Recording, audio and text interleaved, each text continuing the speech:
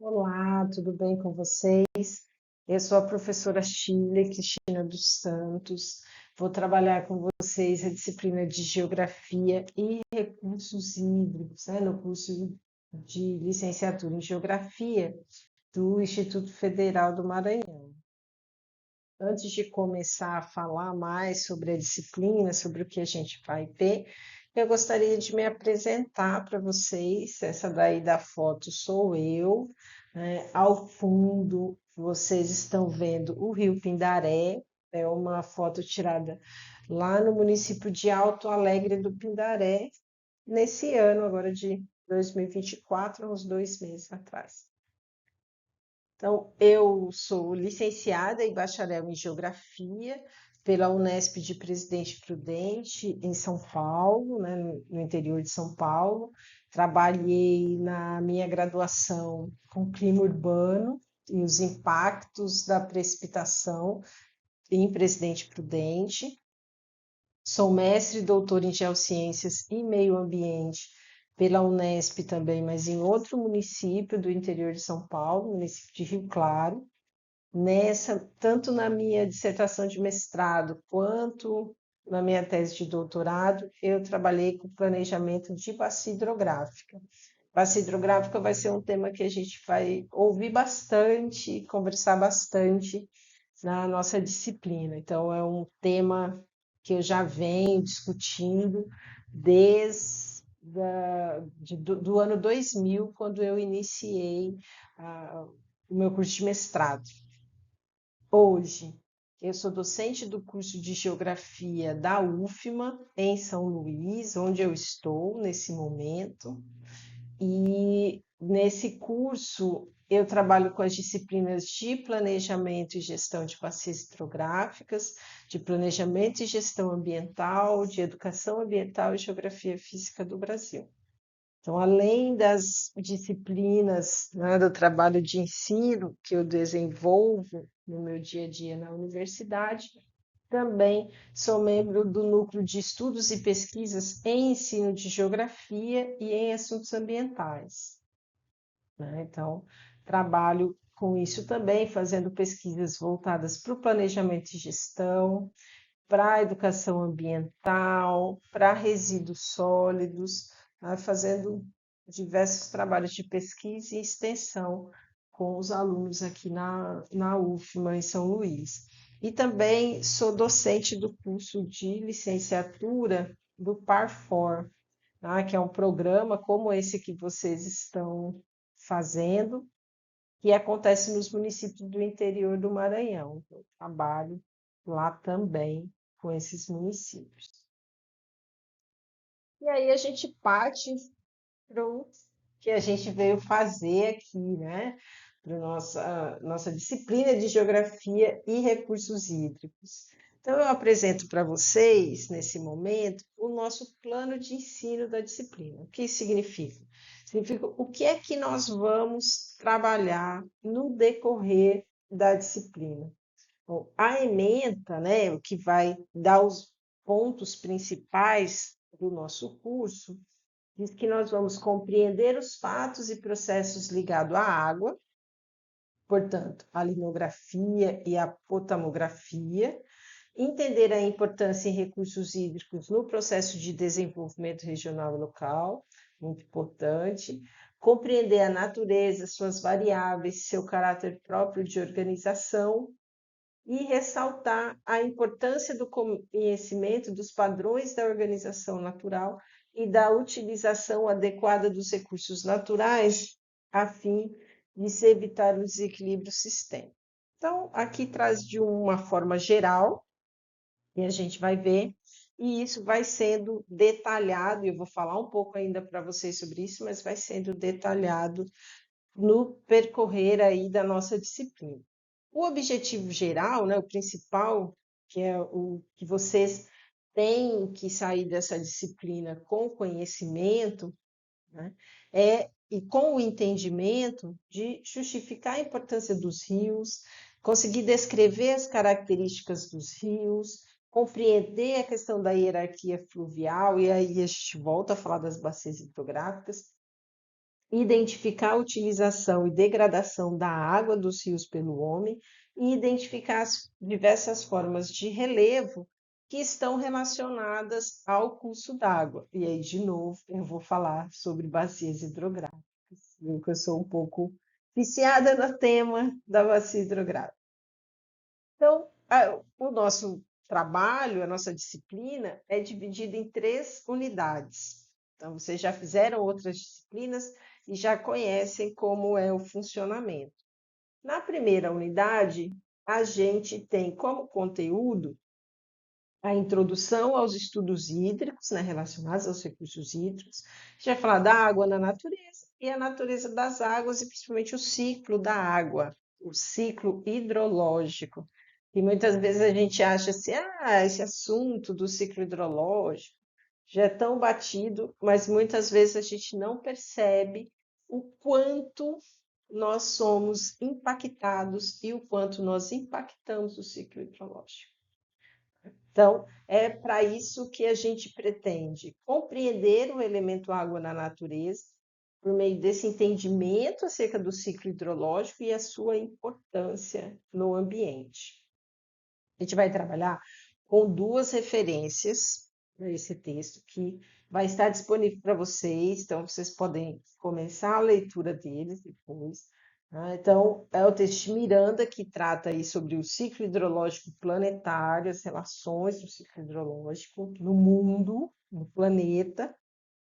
E tem a figurinha e as figurinhas clássicas de ciclo hidrológico, né? E um outro que é bem interessante e que vocês vão utilizar no curso todo, que é um glossário de termos relacionados à gestão de recursos hídricos. O que é esse glossário?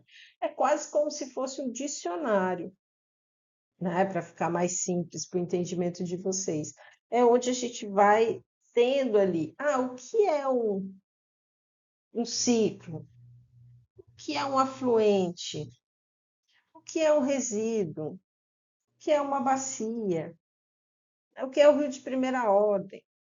Então, são elementos que tem aqui nesse documento que eu já deixo logo no começo da disciplina para vocês. Na nossa segunda unidade, nós vamos estudar as bacias hidrográficas, tá? Como recorte espacial da análise dos recursos hídricos, enfatizando, nesse caso, a relação de interdependência entre os componentes geobiofísicos e socioeconômicos. Tá? Então, a gente vai estar falando aí tanto do elemento natural quanto do elemento antrópico. Então, a bacia hidrográfica ela vai funcionar como um recorte espacial para o uso sistêmico dos recursos hídricos. A gente vai discutir o que seria esse uso sistêmico, né? O elemento sistêmico. Aqui na figura, vocês já veem uma figura clássica também de bacia hidrográfica. E a gente vai esmiuçar esse conteúdo e discutir esses elementos bem mais a fundo daqui a pouco, aí no decorrer da disciplina. Aí nós vamos utilizar um texto do Pires, que está no livro do Alexandre Schiavetti, que é o livro de conceitos de bacias hidrográficas. Já o conteúdo 3, onde a gente vai encaminhando para o fechamento da disciplina, a gente vai discutir e entender acerca da legislação brasileira de recursos hídricos e a sua relação com a sociedade, no que tange ao desenvolvimento regional e local, bem como a utilização adequada dos recursos. Por que que a gente precisa falar também sobre a legislação? E mesmo a gente estando no curso de licenciatura. Porque todo o conteúdo que a gente vai trabalhar na sala de aula e vai tratar sobre recursos hídricos, independente das relações que a gente faça, nós vamos perpassar pela legislação, pela existência da legislação brasileira, porque ela existe e deveria ser cumprida, né? Então, nós vamos discutir aí recursos hídricos, uso, gestão e desenvolvimento. Nesse conteúdo, a gente vai trabalhar um texto de Bento Silva chamado Gestão Integrada dos Recursos Hídricos como Política de Gerenciamento das Águas no Brasil. Então, é um tema bem rico, bem interessante, que a gente vai tratar nessas três unidades. Então, vamos lá, vamos continuar. Vimos as unidades, vimos o que vai acontecer na disciplina, né, em relação aos conteúdos, e aí a gente tem que pensar, tá, ok, como que esses conteúdos vão ser trabalhados? Vamos tratar, assim, do que a gente chama de procedimentos de ensino.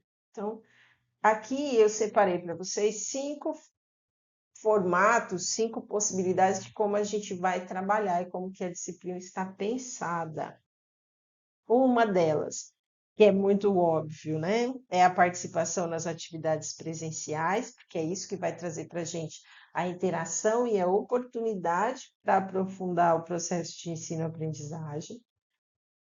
A necessidade do estudo dos materiais disponibilizados, ou seja, é preciso investir tempo para a leitura dos textos e ver os vídeos, porque os vídeos vão complementar a nossa aula. Desenvolvimento das atividades solicitadas. Então, eu estou pedindo um mapa mental, uma resenha, um ensaio, além das avaliações presenciais, que fazem parte aí, todos são condições necessárias para vocês atingirem o coeficiente para aprovação, e não só por isso, é pela necessidade também de ampliar o conhecimento. O que a gente fala em sala de aula, mesmo que seja virtual, é uma parte do conhecimento. Nós temos que ampliar cada vez mais. Então, além das sugestões, né, das indicações que eu coloco para vocês, a necessidade também que vocês possam procurar outras possibilidades de trabalho para leitura, para conhecimento. No nosso plano de ensino que vocês têm acesso, nós temos lá uma combinação bastante grande e importante de referências que vocês, caso se interessem mais por esse assunto, possam fazer a leitura. E também um outro espaço que é muito importante é a participação nos fóruns de discussão das unidades, né? Um espaço para você manifestar suas sugestões, dúvidas, fazer comentários, e é um momento onde a gente vai conseguir também conversar, ok? Então, isso é importante que vocês, cada vez mais, você já vem aí de outras disciplinas, mas cada vez mais vocês se empenhem em relação a isso. E também é importante que, junto com esses procedimentos, vocês sempre estejam atentos aos prazos. Então, como eu disse no slide anterior, a gente tem aí um mapa mental, uma resenha, um ensaio e a avaliação para ser feita. Então, atente-se aos prazos para cada uma dessas entregas, tá bom?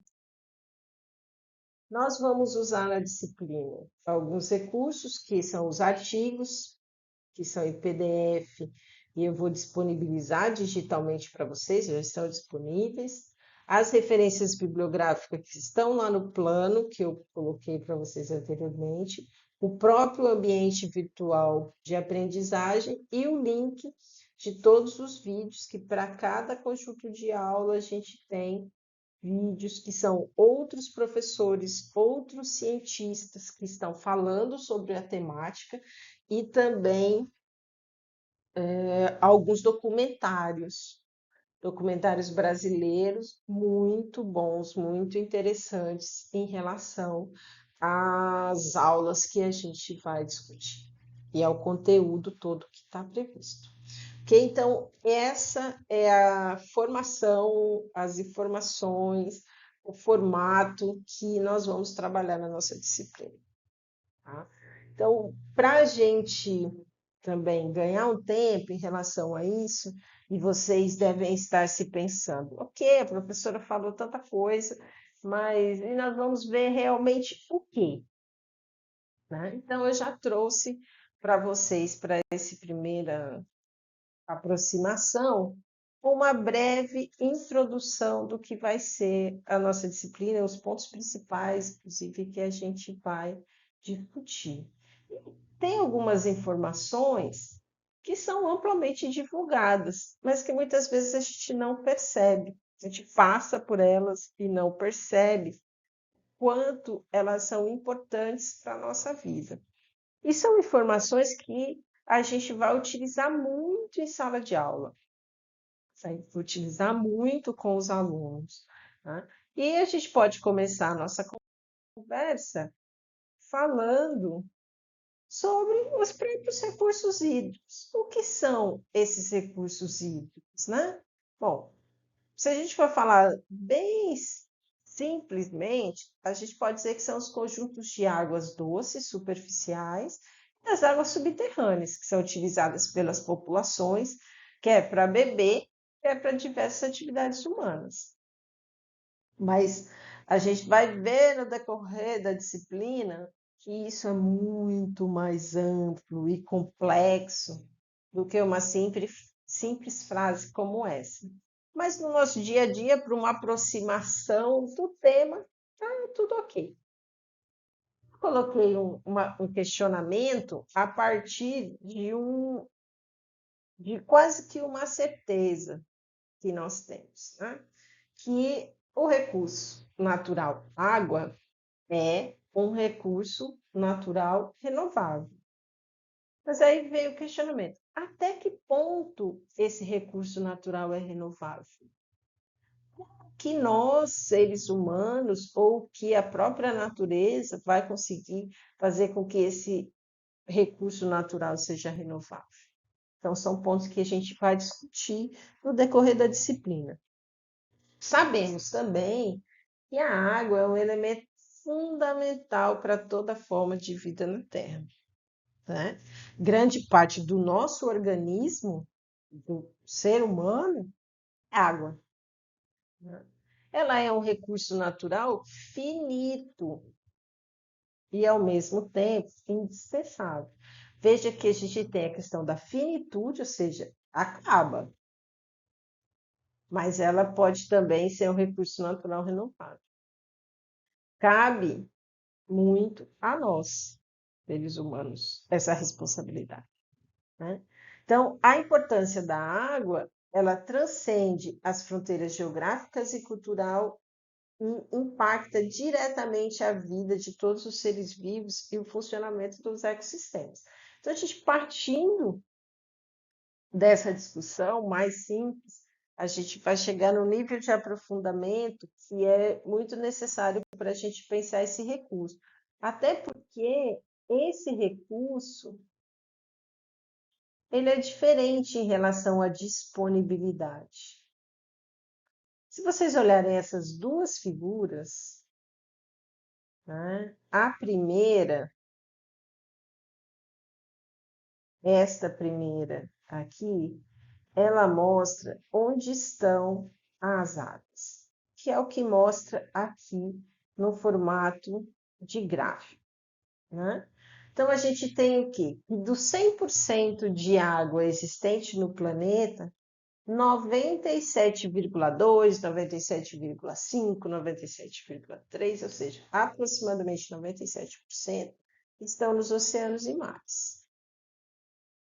Ou seja, não é água doce, é água salgada.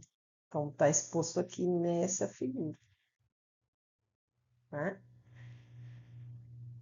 Ou seja, se a gente tem 97 de água salgada, menos de 3% da água é doce, né? Que poderia chamar de água consumível, mas aí a gente vai ver que nem sempre, só porque a gente tem 2,5% de água doce no planeta, ela seja consumível, né? Essa água, desses 2,5%, ela está dividida em calotas glaciais, em águas subterrâneas, em lagos e rios, em atmosfera. e, inclusive, no corpo humano, ou no corpo dos animais, ou seja, nos seres vivos, tá? Então, a gente também tem água. Então, veja que, olha, dos 2 e pouco por cento de água doce no planeta, 30% é subterrâneo, 0,8 estão nos permafrostes, 0,4 é superficial e na atmosfera e 68% estão nos glaciais. Então, a quantidade que nós temos de água para utilização é muito pequena, né? Esse nosso planeta água, ele é um planeta de água salgada, que não temos tecnologia suficiente e distribuída pelo planeta para que possamos utilizar essa água salgada, dessalinizar para a utilização. Um outro ponto que a gente consegue também enxergar, e talvez fique mais fácil aqui neste gráfico, que diz praticamente a mesma coisa, né? Num outro formato. Então, a gente tem aqui, tá vendo aqui? Nessa fonte que a gente utilizou, americana, está aqui 96,5%, 2,5% de água doce e 0,9% aqui de água salina. Na superfície, né, o que nós temos, né, de água doce, 1,2% de água na superfície, 30% de água subterrânea e 68% nas geleiras.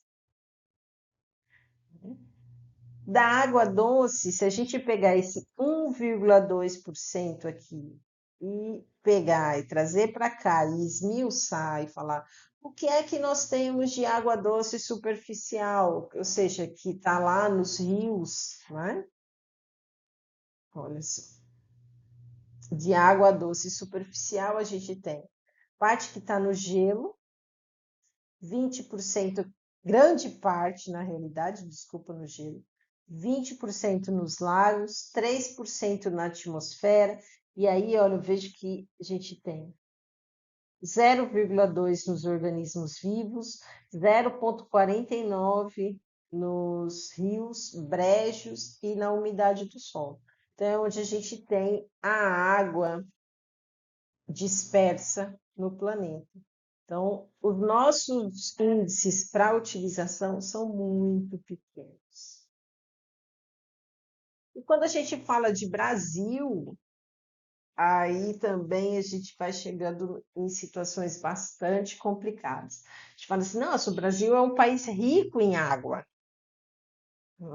Se nós utilizarmos essas duas figuras do IBGE, que mostram para a gente onde é que está a água e onde é que está a população, a gente começa a ter uma visão da questão da disponibilidade junto com a distribuição. Vejam, aqui na população, a parte que está mais escura, né, em vermelho mais escuro, Nordeste, Sudeste e Sul. Ou seja, é onde está a maioria da população.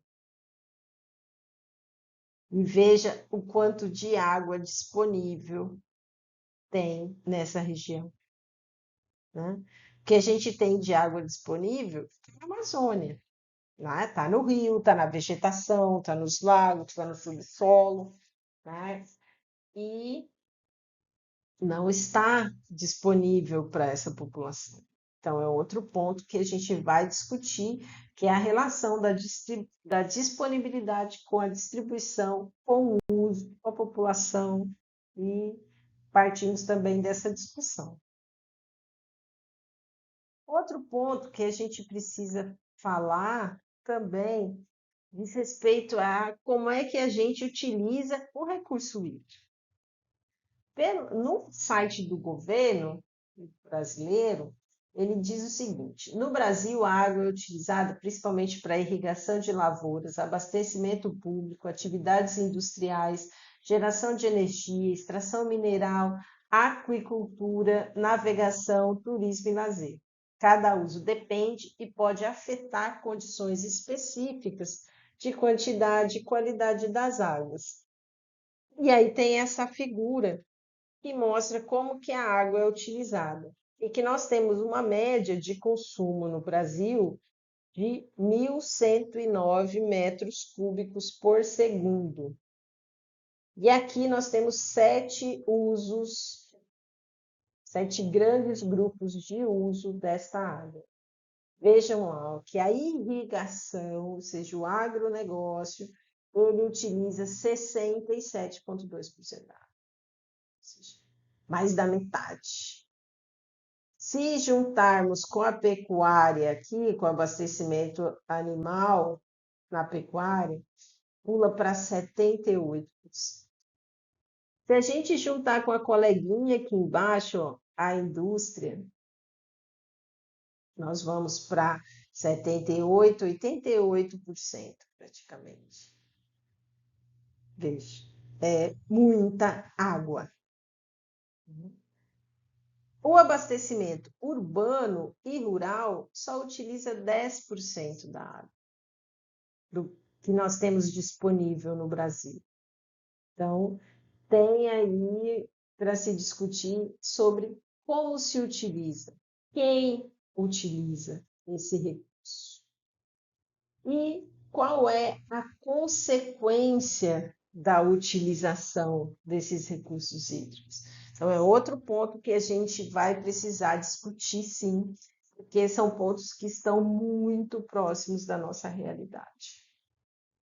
Né? Processos de secas, desertificação, né? Processos de poluição dos mais diversos, muita coisa. E eu nem estou falando das inundações, das enchentes, dos alagamentos, que nós vamos discutir também no decorrer da disciplina. E por fim, a gente vai pensando assim, bom, a professora falou tantos problemas, tantas questões, mas como é que a gente pensa na recuperação nos recursos hídricos? Coloquei aqui 3 exemplos, mas tem muitos outros. Eu coloquei aqui essa figura que demonstra uma estação de tratamento de esgoto, né? Vivemos num país onde o saneamento básico é muito precário. Se nós formos falar de Maranhão, a gente vai ter aí mais precariedade ainda, né? Muitos municípios não têm tratamento de efluentes, né? Não tem tratamento de esgoto.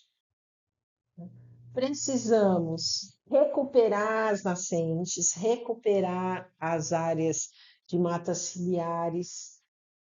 Vocês vão assistir um documentário chamado A Lei da Água e vocês vão entender muito bem sobre isso.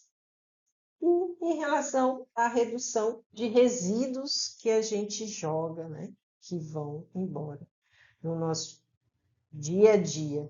Aqui é um projeto de ecobarreiras, que vão reduzindo aí a sequência desse resíduo no curso d'água. Então, são pontos que a gente vai discutir o tempo todo na nossa disciplina.